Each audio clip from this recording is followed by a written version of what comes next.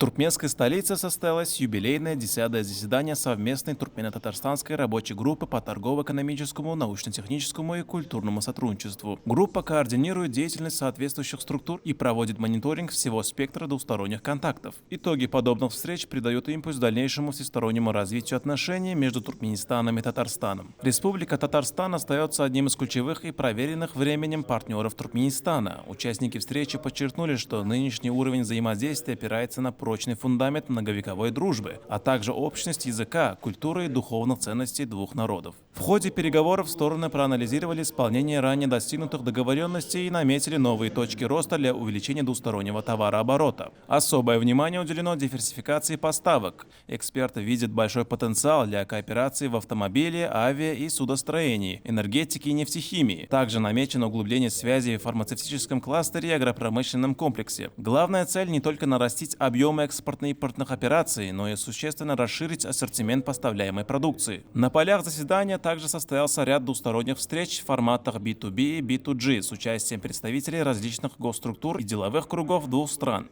На туркменском рынке уже успешно закрепились флагманы татарстанской промышленности. Такие гиганты, как КАМАЗ, Татнефть, Кархолдинг и Казанский вертолетный завод много лет предоставляют партнерам качественную технику и сервисные услуги. Активности бизнеса способствует благоприятный инвестиционный климат Туркменистана и его репутация надежного партнера, строго соблюдающего международные обязательства.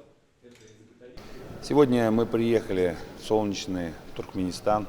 Погода радует, и такое теплое отношение, как отношение между нашими руководителями. Туркменский завод по строительству судов может стать полезным для того, чтобы заполнить Каспий нужным флотом. Сейчас огромное количество студентов из Туркменистана учатся в институтах Казани. И ребята сейчас набираются такого потенциала, который нужно нам воплотить в совместных проектах, совместных предприятиях, которые принесут нашей экономике, общей экономике и Туркменистана, и России, и Татарстана большой прирост. Этим нужно пользоваться.